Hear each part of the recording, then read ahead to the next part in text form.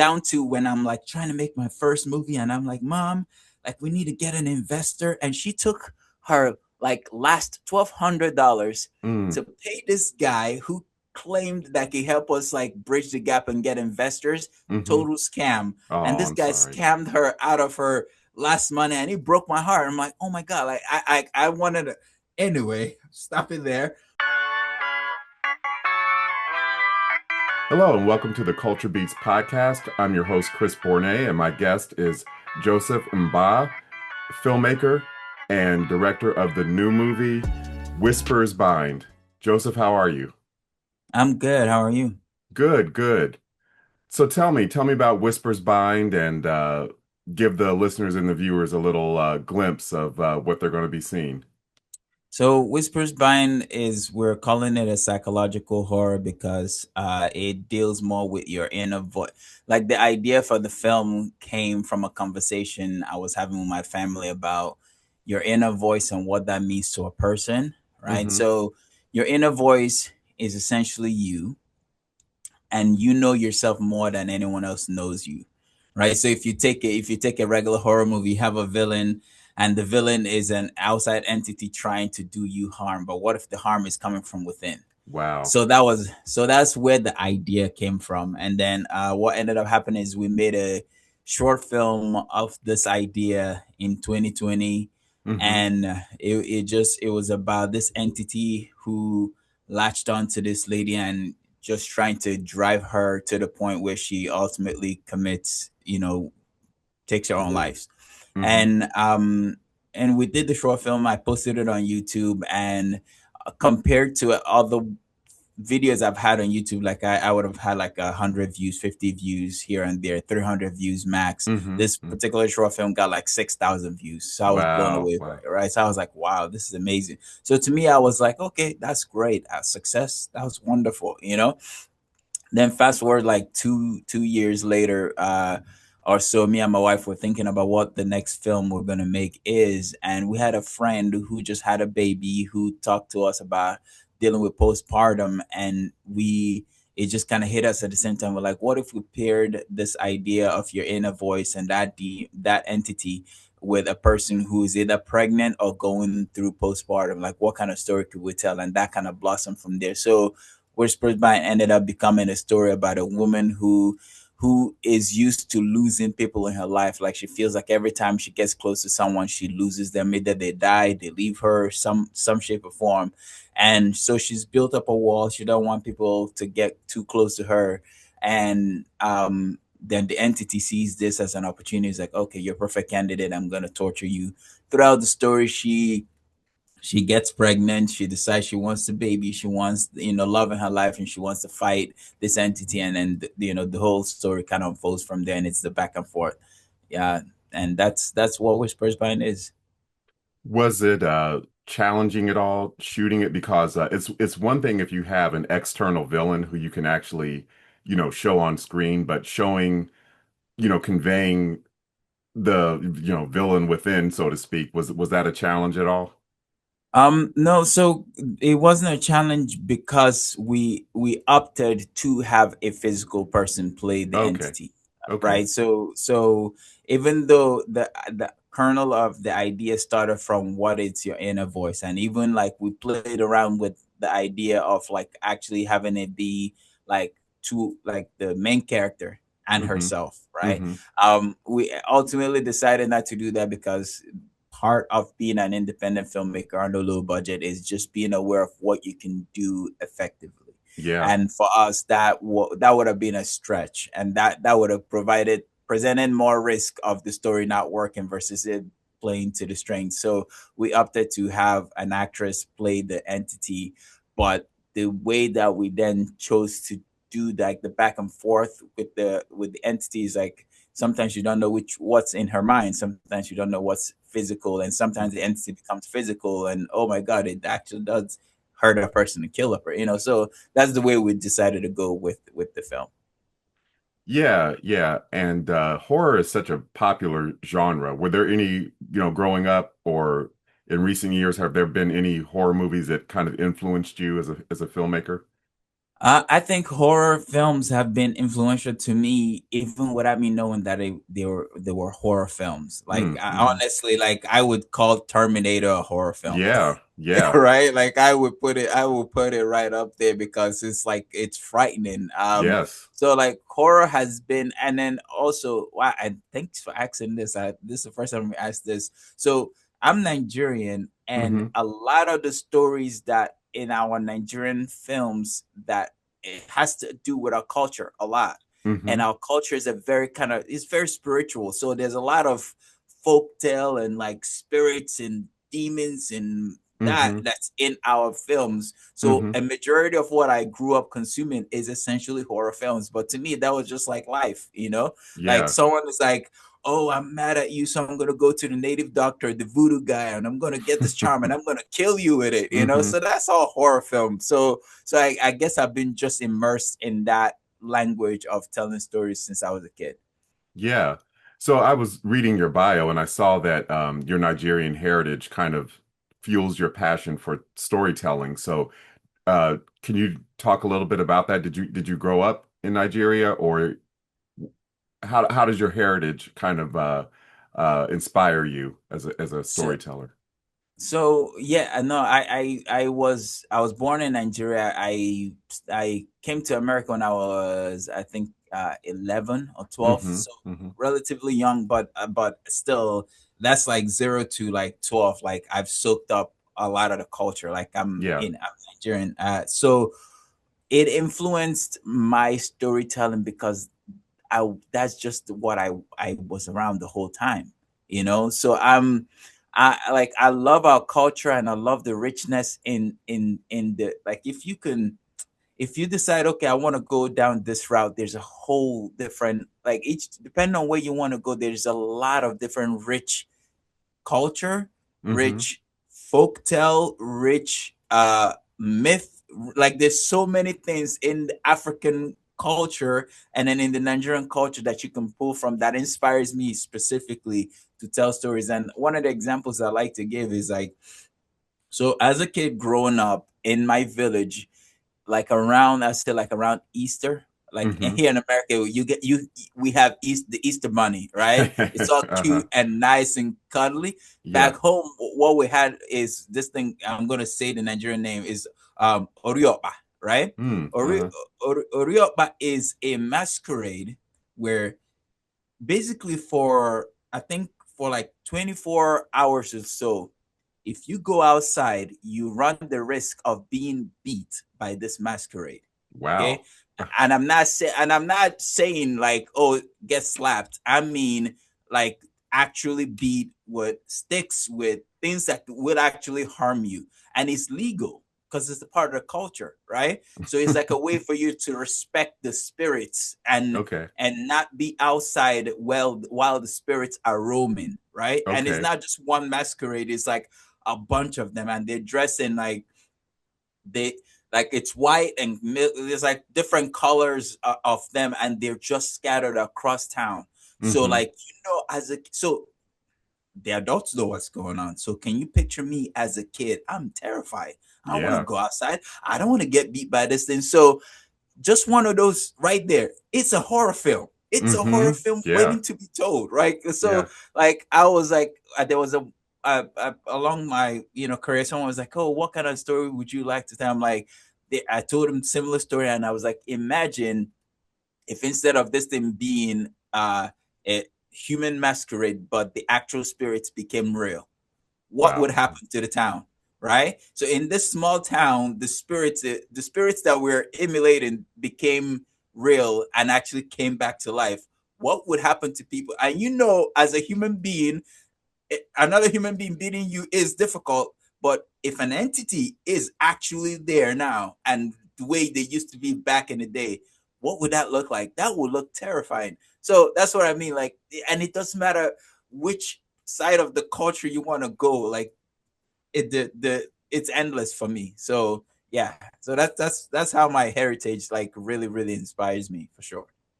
So that you said that tradition takes place around Easter or on Easter? Yeah, it's like around Easter, and then I think there's some like in December, so it's like around the holidays. Okay. Yeah. Because that sounds like something that would happen at I mean, not to that extreme, but I mean that sounds like more like American Halloween. Is there a Nigerian version of Halloween? Well, That it's is more that's like it. I was like, yeah, it's like more Yeah. like that, but Yeah. like more frequent throughout because just masquerades and things. That's just a part of like even when people are just having a regular celebration, there's masquerades all Mm. over the place. Mhm. I mean, man, like if I go to my dad's side of Nigeria, their masquerades look different and terrifying all in their right. And my mom's side, it doesn't matter where you go, like there's masquerades everywhere. There's like it's insane. Mhm. I Mhm. could be here talking about it for hours for Yeah, sure. yeah. Yeah. So I mean, it really does sound like really it's important to instill in children the respect for the spirit world. I mean, that's really what it sounds like is the heart of it.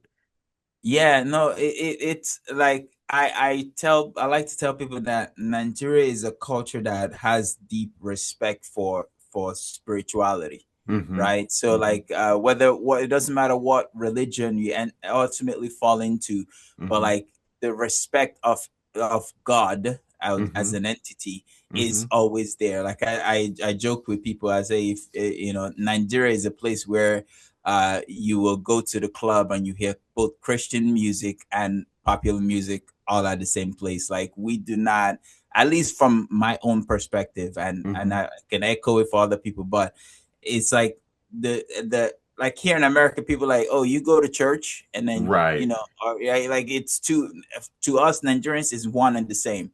Yeah. Is it the same breath that you can get mad at somebody, but is in the same breath that you can forgive them and Hmm. both pray at the same time. So like it's spirituality is just a part of our culture. And I'm trying to walk that line right now as a Yeah. storyteller because that is my upbringing. Whenever I start to like tell people what my stories are about, they try to put me in the faith-based category. I'm Oh, like, no, right. no, no, Uh-huh. no, no, come back Uh-huh. here.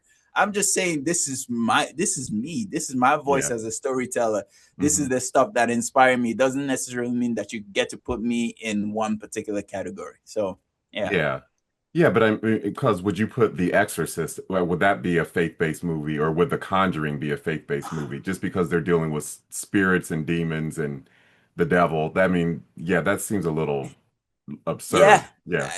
yeah. We had man. We just had a premiere screening for the film, and Uh-huh. it was a wonderful like best experience I've had doing a screening. And people who weren't a part of the cast and crew actually left their finished their movie and came in and watched our film. Mm, mm-hmm. And afterwards, one of them approached me and said, "Hey, you know, it's really nice how God is using you to." So I was like, "Ah, okay, here goes." Like, okay, I believe in God. Hmm. But at the same time, I'm like, okay, yeah, I think you misunderstood. I am not like trying to be preachy or anything like that. I would Right, just right. like this is the vehicle to tell this story. So yeah. Yeah. Why do you think it seems like Nigeria is really becoming a big part of the international film industry? I mean, there's that term Nollywood, and even Mm-hmm. on Netflix now, there's several movies that I've come Yep. across that are made in Nigeria. Why do you think Nigeria is really just becoming dominant, more of a dominant force in the film industry? You know, I'm gonna speak to that from me as a kid watching the industry. Hmm. And I'll say that it's always been that way, and I Hmm. think it the access is becoming more available.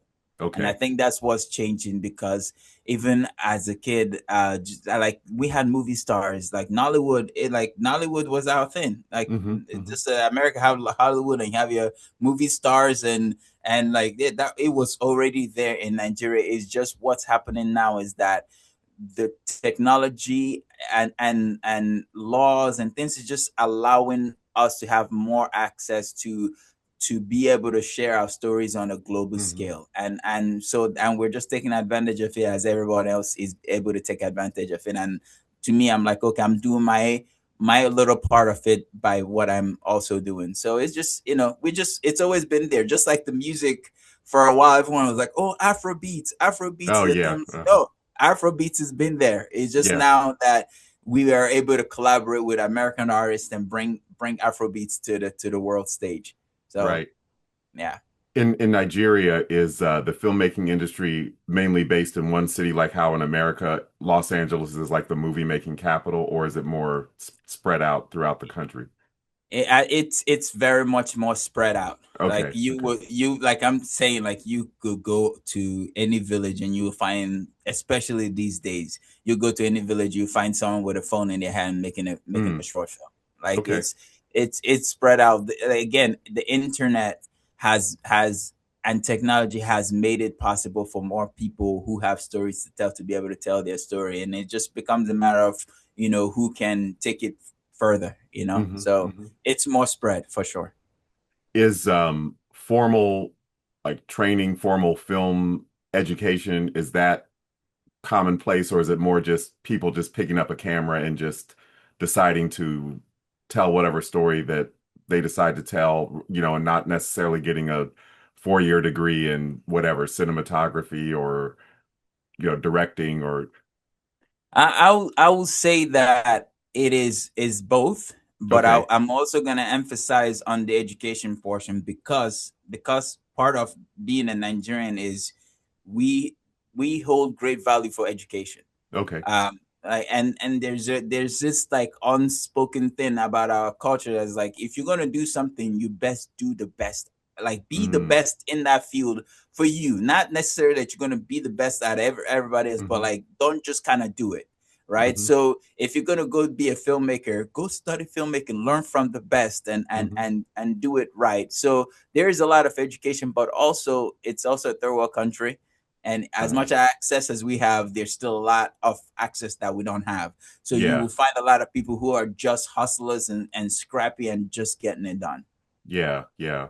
One thing I would love to see is more Nigerian films shown in theaters, because I noticed something that happened in America around the time of the pandemic when theaters started trying to recover from the pandemic, and people not being able to, go to theaters. I noticed that there weren't as many movies released, as many Hollywood movies.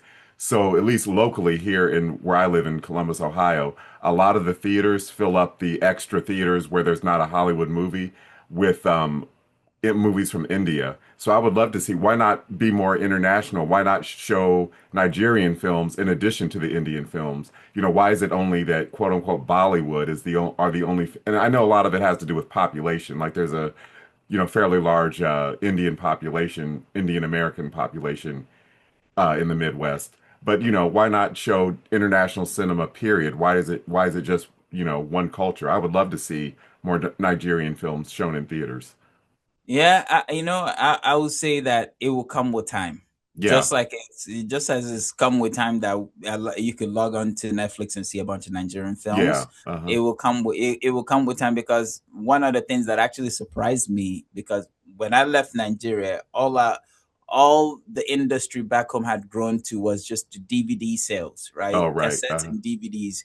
But now there's a full-on thriving theatrical business in Hmm. Nigeria. So a lot of films go to theaters. So filmmakers back home are used to having movies on the big screen. So I think it would just be, again, a matter of time before something clicks, and then we could bridge that gap.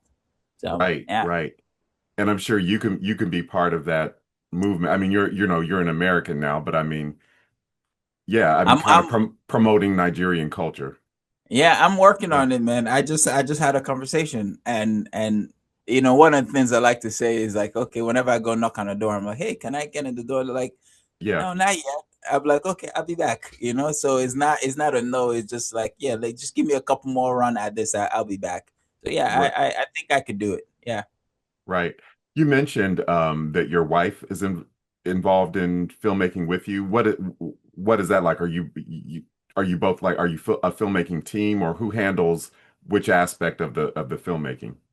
So when we first met, it was I love telling this story. She was just like, of all the girls I was talking to at the time, she just found what I was doing interesting. Like Hmm. like we've done a lot of random things where like I'm like, oh my god, this girl probably thinks I'm insane. But like later on, later on, like I'll talk to her. She's like, no, we're just having a great time. So she just liked the art, and she wanted to do it when she was younger, but she wasn't sure how to get into. So like seeing me do it, she's like, oh my god, this is amazing. um she's since held different roles as we've grown, right? So Hmm. when I was just a crew member, like I'll be a camera operator, and I'll teach her how to be a camera assistant, so we can work together and learn that way. And then if I graduated to be a DP, then she would be my camera operator, and then just kind of Hmm. back and forth. So right now, she says her sweet spot is in producing and in acting Okay. and in writing, and she's writing a film that she wants me to direct, but I think she's going to direct it. I'm Wow. just not. I'm going to let her walk into it because that's me and my wife. I'm like, you should direct this. No, I'm not going to direct. Okay, and then I just kind of let her sit for a while, and then eventually she'll be like, you know what, Joe, you're not doing it right. I'm going to do it. I'm like, yeah, So I think she's eventually going to direct, but right now she's a producer. She's a camera operator. She does catering, and she's also an actress. So Okay. So what is that like of, of working and building a life together? Because some people like to have a separation between their work and their home life. I mean, do you all give each other feedback on will you have well obviously you read what she wrote, and does she read your scripts and give you feedback, and how does that work?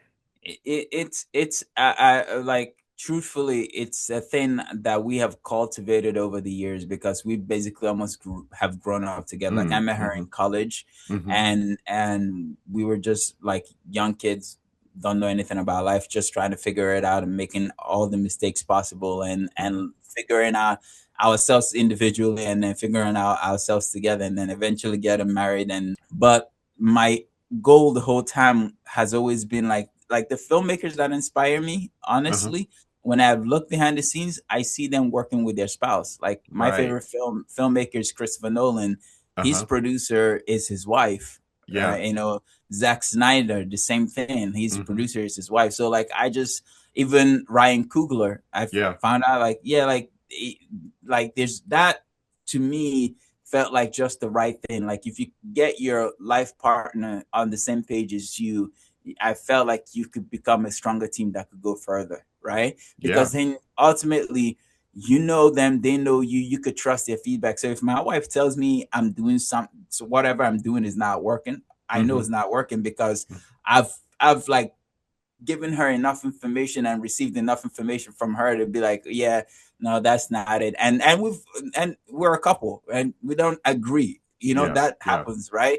Um, so even in the things that we don't agree on and that we figured out a way to work through it, just gives me more confidence to just trust what she says. So we work hand in hand, and it's becoming more and more at the older we've gotten, that the jobs are in almost inseparable, and might be difficult for people looking from the outside, like Yeah. crew members, to deal with, because like, well, who's directing this film? I'm like, oh, she got it.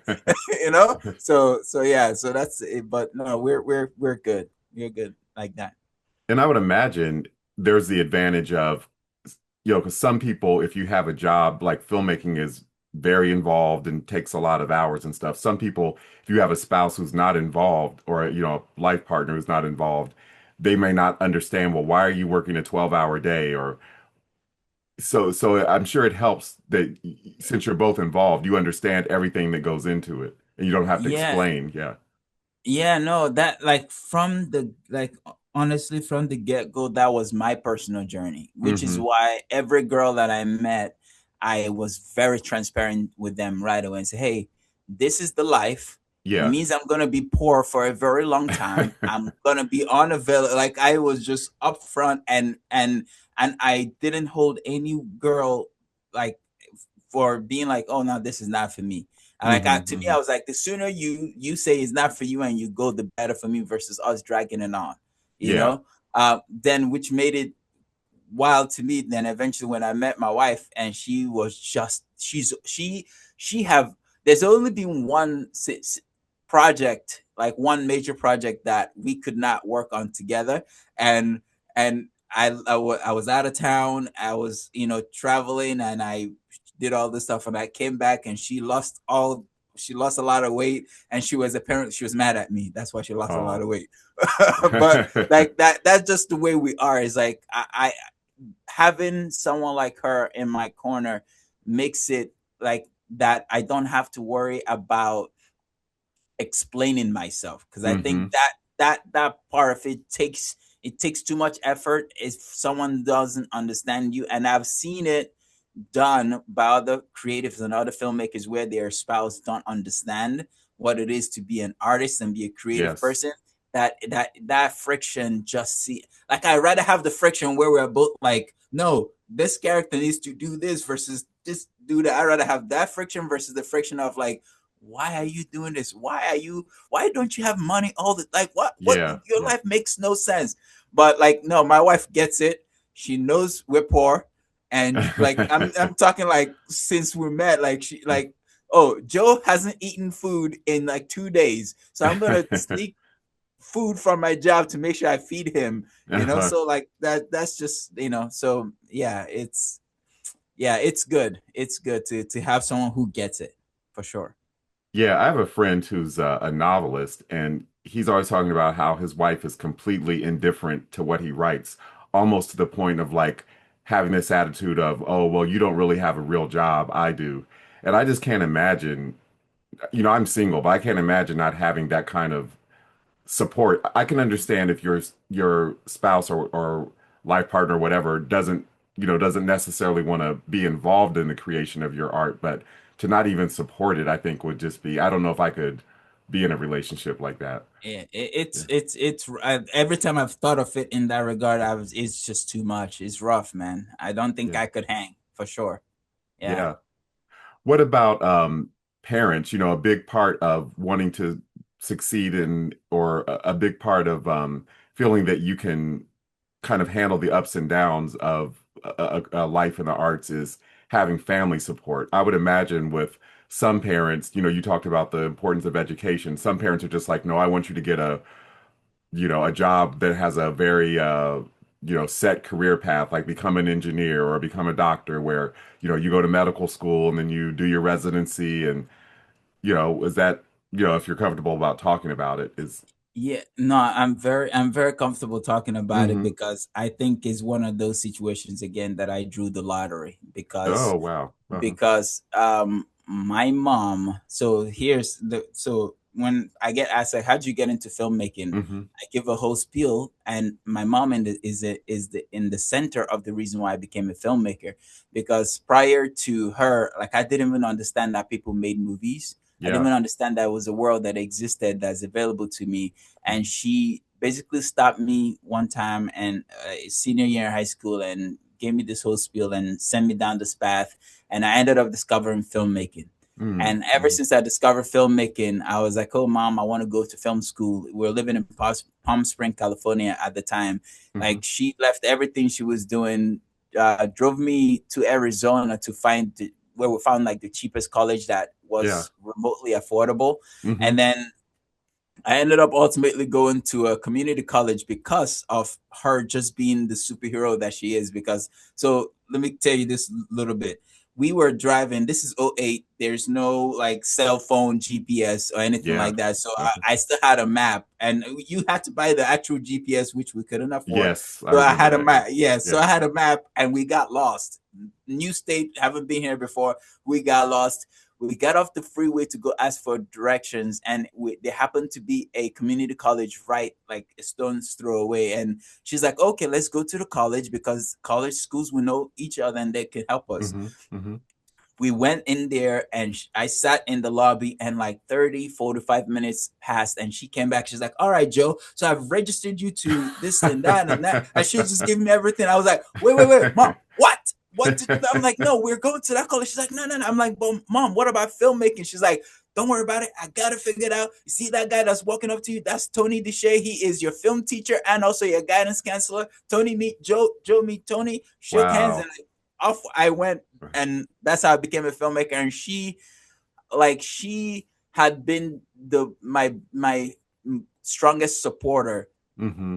throughout the whole thing. Like she understood what I needed. I didn't understand what I needed, but she Mm-hmm. understood what I needed, and she did her absolute best. Even like down to when I'm like trying to make my first movie, and I'm like, Mom, like we need to get an investor, and she took her like last $1,200 Mm. to pay this guy who claimed that he help us like bridge the gap and get investors. Mm-hmm. Total scam. And Oh, this I'm guy sorry. scammed her out of her last money, and he broke my heart. I'm like, oh my god, like I wanted to.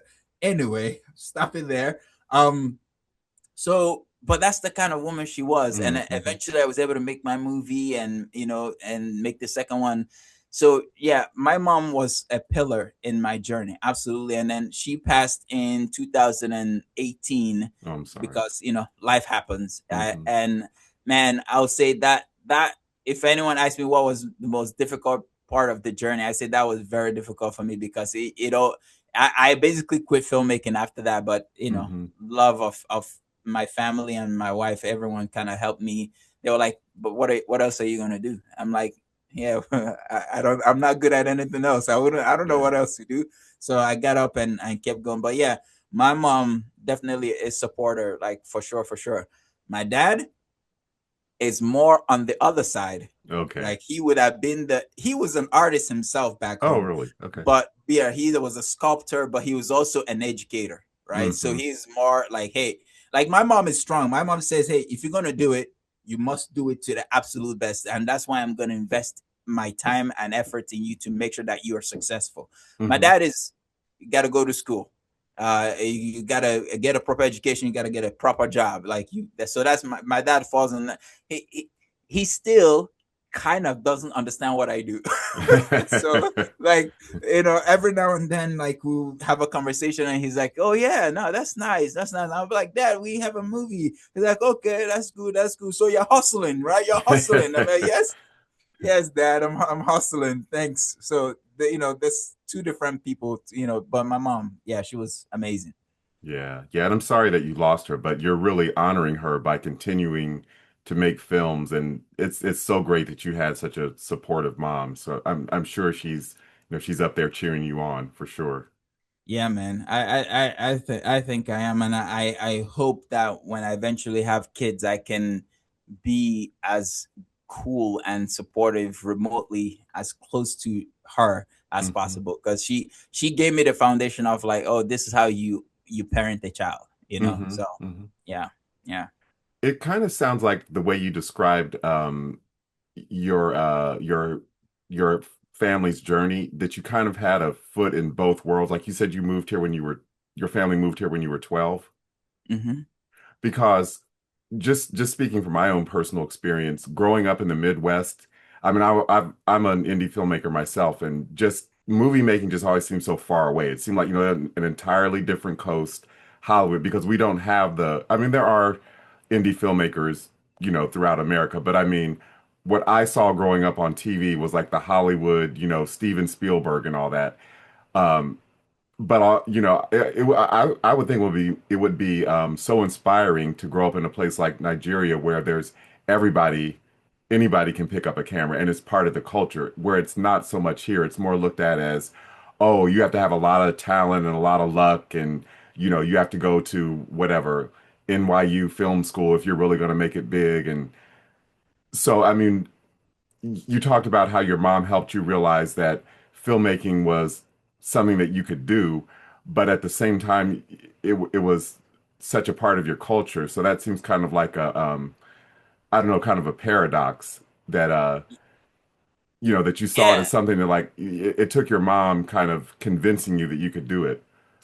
yeah. So to maybe shed a little bit more light on that specifically, like filmmaking as a job, like yes, it was around, Yeah, and yes, we watched movies, but yeah. I didn't think she herself understood that people can make movies as much as I Oh, didn't understand that people can make movies. right, right. What actually happened was, throughout the whole, she was just adamant that I do something that comes natural to me. Right. Like versus what, like, 'cause I was trying to go into the Air Force and become a pilot and do aeronautical engineering. She's like, Hmm. I don't really see that that's it for you. Like, I see you doing something that comes natural to you. So when I started doing like the soul searching aspect of it, I remember that my uncle was a musician and he Mm. had a record deal. And then, Hmm. we have this whole like family band that I've been a part of since I was a kid, and I play all the Hmm. instruments. And then I remember that my older brother was an actor in New York who was doing auditions all the time, who was in a lot of music videos and so on and so forth. So like the world kind of peeled itself open to me. And then Hmm. I went and watched the movie SWAT. And for the first time, I looked at the behind the scenes. I've never done that. I looked Hmm. at the bonus features, and then I saw all this craftsmanship that went behind making the movie. And then I presented that to my mom and said, hey, look at this. And then I went online and did my research and saw like, oh my God, you can make a lot of money being a filmmaker. And that's kind Hmm. of how we started going on the journey. But no, it wasn't necessarily that filmmaking itself was a part of our culture, is I that see. art itself is a part I of see. the culture. and Hmm. we and we highly encourage anyone who wants to endeavor in anything to do the best at it that you can. Right, right. Yeah. So the movie Whispers Bind, it's going to be on streaming, right? Yes, it's Right. So if people want to get in touch with you, or if they want to find out more about the movie, what's the best way to do that? I Instagram. I say I'm Hmm. very active on Instagram, so find me on Instagram and send me a message. I respond, and we can chat about whatever you want to chat about. Cool. Absolutely. And Yeah. what would be your advice for people who want to get into filmmaking? Whether young people or people who maybe have always had this dream but never thought they could pursue it. What would your advice be? I will say that there's always a reason not to do it, Hmm. right? There's always a reason not to do it. There's too many reasons why not to do it, and you need to find your reason why you need to do it, because that becomes the core that will help you last the length of time that you need to last to be able to do it. And I would say, in especially today's day and age, the resources to be able to tell a story is there. Like, even at the smallest level, you could pick up your phone and film something and put it on social media. And even if you get two, three, four people who see it, you've done more for yourself as a creative than you would have if you don't pursue it at all. So I'll say just give yourself the reason to do it and just get started. Yeah, yeah, that's great advice. Well, Yeah. Joseph, it's been great speaking with you. I look forward to seeing Whispers Bind. Thank And you. yeah, just wishing you much continued success. Thank you, man. And I'm glad to hear that you're a filmmaker. So, man, Yeah. if you have anything that you made that you're willing to share, I would love to check it out. Yeah, actually, later this year, I'm going to be releasing an indie movie I made called Things Are Tough All Over. It's funny you mentioned 2008 because it's set in 2008 during the Great Recession, a couple kind of struggling to keep their heads above water. So I appreciate you. That that's Yeah, let's keep in touch, and I'll let you know when that's ready to release, and you know send you links so you can because I'd love to get your feedback about it. Man. Thank you for considering me for that. I would love to check it out. Honestly, I will. Thank you. Appreciate it. All right. Okay. All All right. right, man. If you like this video, please leave a comment, share it, and subscribe to my channel.